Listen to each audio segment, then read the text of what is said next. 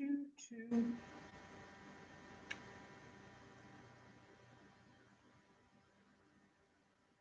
okay.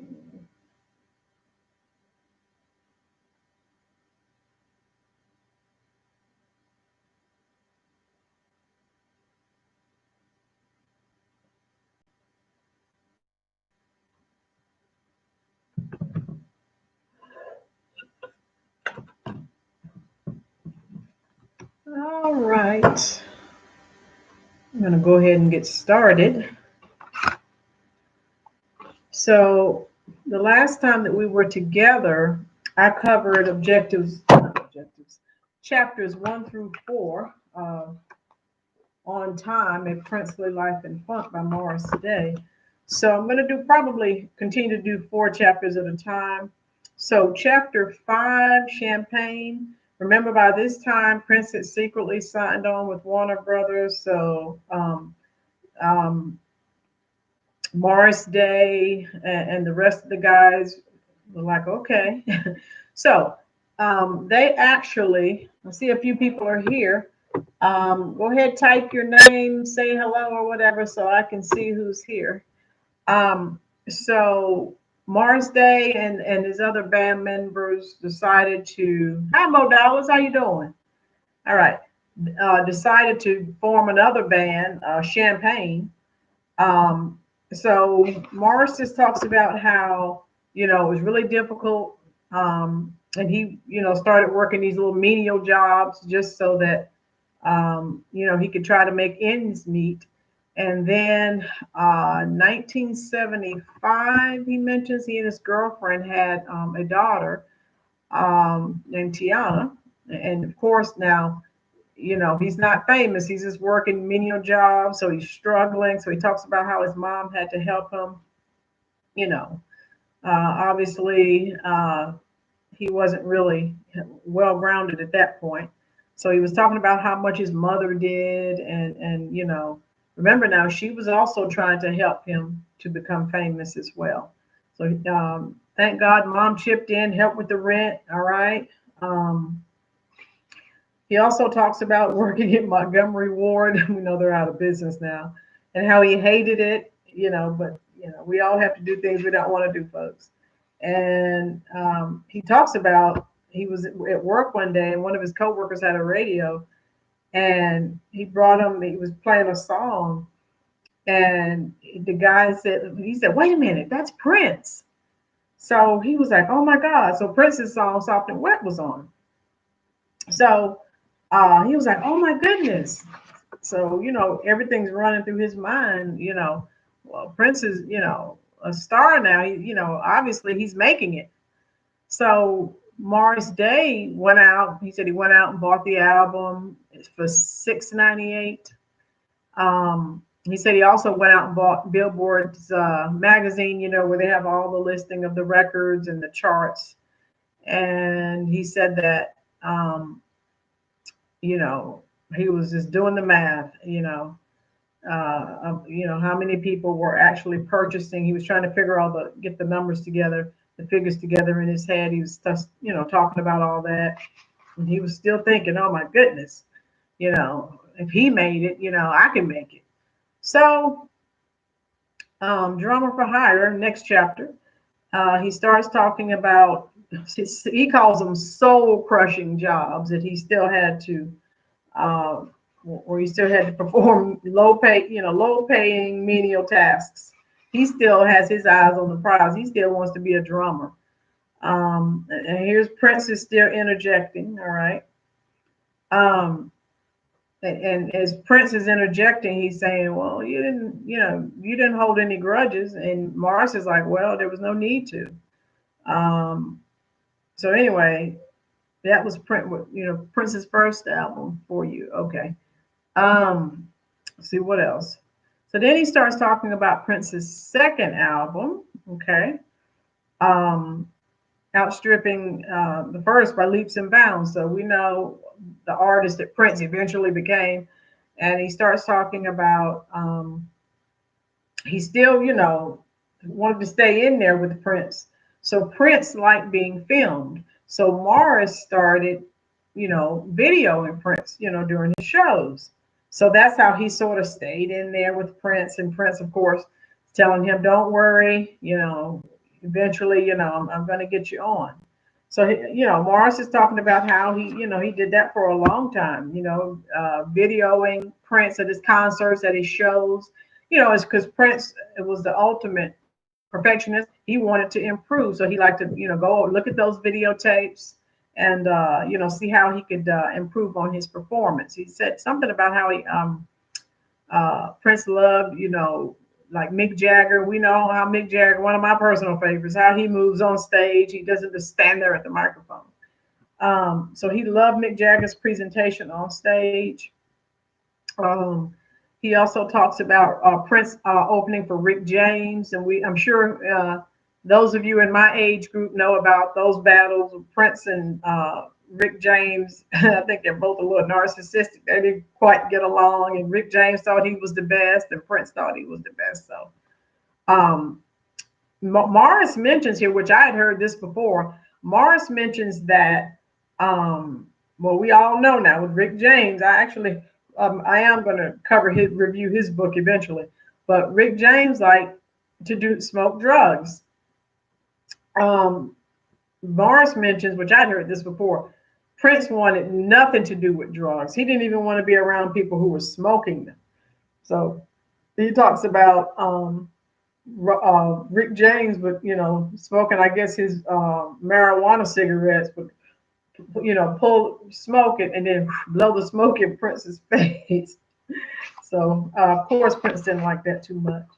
So anyway, yeah, he said that how during this time Prince would be on stage and then Rick James, they would try to outdo each other. So I thought that was pretty interesting, which I had heard about that before. But then now remember, by the time you get to Prince's second, third album, he's really blowing up. So he doesn't need to open for Rick James. Okay, so he didn't need him anymore. He also talks about Prince still saying he's going to fulfill his promise. There was a song called Party Up that Morris Day helped him work on, and then he had that on his album. So, Morris Day was feeling like, well, I didn't really get any credit for that, but Prince is still telling him, don't worry, I'm gonna get you on. All right. So anyway, we're gonna move on. Now we know also there was a little rivalry going on between Prince and Michael Jackson. So, you know, I don't know. Uh, I think I liked Michael Jackson a little bit better, I think. So, but anyway, he was talking about, I know what I meant to mention. When Prince was first getting started, now everyone who knows me knows I'm a major Rolling Stone fan, all right?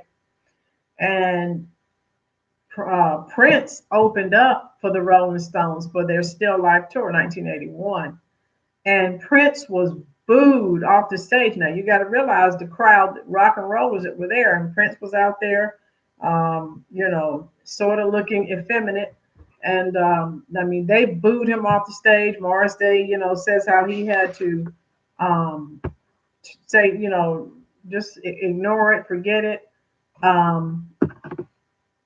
They don't know good music or whatever, but that was kind of like a bikers crowd that was there at the Rolling Stones concert. So he mentions that. Again, he mentions Mick's showmanship.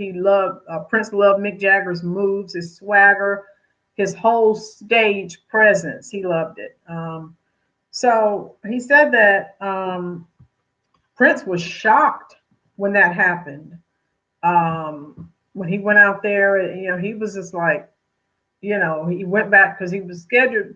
The night that happened one night, and then the following night, he said that Prince wasn't even going to go back out there, but he said he kept talking to him, trying to build him up and say, just go back out there. It was a little bit better. Okay. All right. So then he talks about, all right, so he's still hanging around with Prince, trying to stay in there, and he said that, Prince kept him encouraged, and then he kept Prince encouraged, and he loved being in Prince's company. He talked about Prince loved people like Bob Dylan, um, Miles Davis, all right, Joni Mitchell, some of my personal favorites as well. I said that Prince had a thing for Joni Mitchell. He loved her music, he loved her song, he loved the Beatles. He said he introduced Prince to Frank Zappa. All right. Um, so that was pretty much, there. And so Morris also talks about the fix. Hold on, let me go, but I digress. He also talks about, he's still talking to Prince about, a group or whatever. And who was it? Let's see. To make a little money on the side, Morris was just drumming for whoever, $35 a night. All right. So then he said, well, he'd already been up. I digress. He had been to Prince's studio and they had, performed a few songs, put some things together. But you remember now, Prince didn't do a lot of talking. So he says that, yeah, they would be, they would go to his studio and, put these tracks together. Both of them put them together. And then he said that one day out of the blue, um, Prince called him and said, "What are you doing?" And he said, "I'm working, making $35 a night as a drummer." And he said, Prince said, um, "What's the, said, you got a hit, get it up dropped, and it was a hit. Now you need a band. You also need a name." So Prince wasn't one much on talking. So one of the songs that he and Prince had, put together in Prince's studio was "Get It Up." And those of you who don't remember, let me see. Um, I won't sing for you, but let me see if I can find it on here. Maybe I'll play a small part for you and just a tiny, tiny part. So um, I won't be copyrighted by YouTube. Nice, funky Minneapolis sound. I mean, brilliant.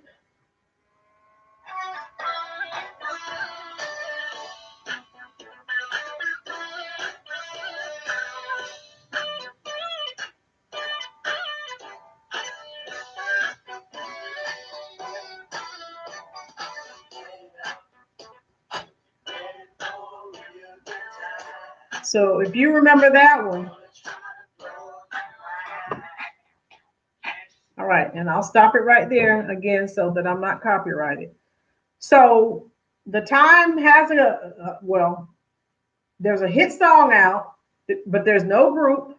It's a song that Morris Day helped Prince to put together in his studio. So Prince just calls him one day, okay, you have a hit record, you need to get a band together. So it just went from 0 to 100. Okay, so that's how that happened.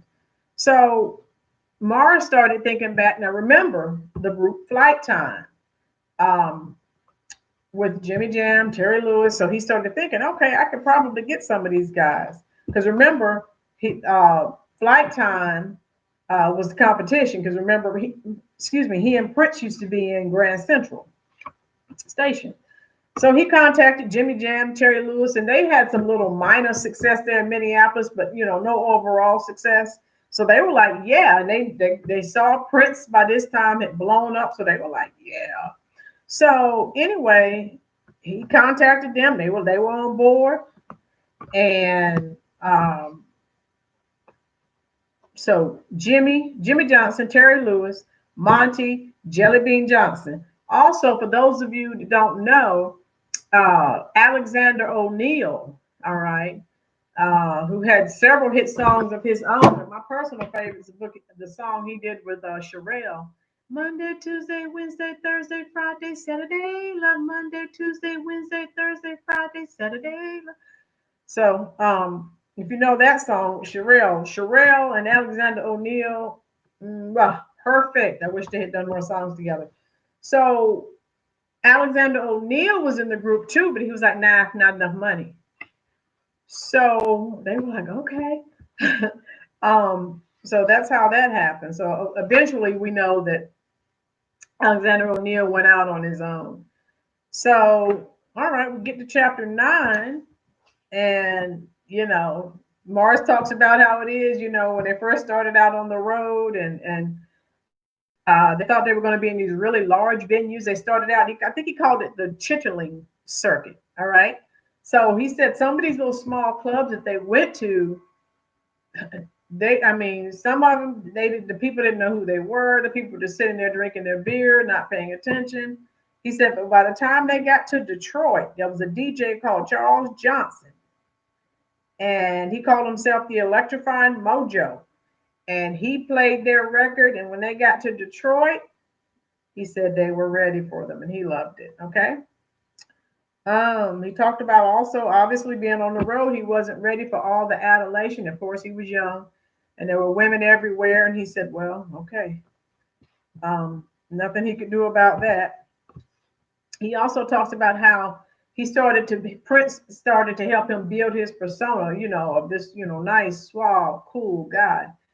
And he said that, they were in a studio, and then Jerome, who was Terry Lewis's brother, just took a mirror and came and stood up to him.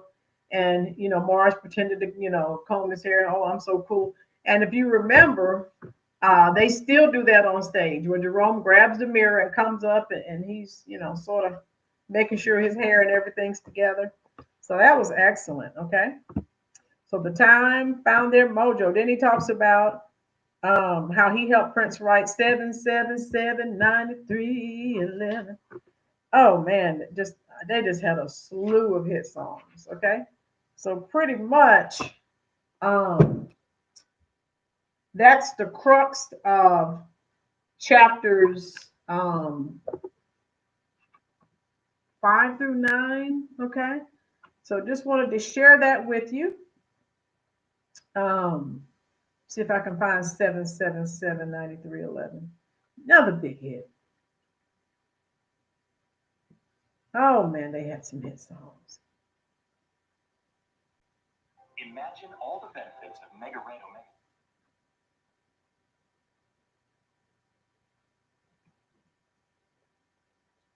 All my old heads remember that, and the album cover.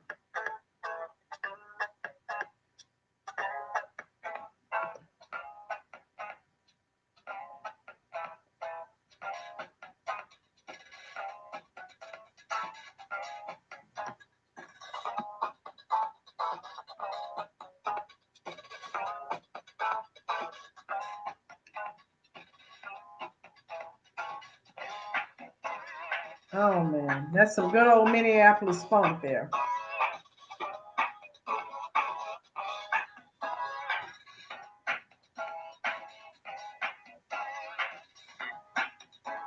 If you remember this jam, leave it in the comment section. All right, I'm going to stop it there so I'm not copyrighted. All right. So that covers chapters 5 through 9. All right. So I'll do 4 more chapters next week.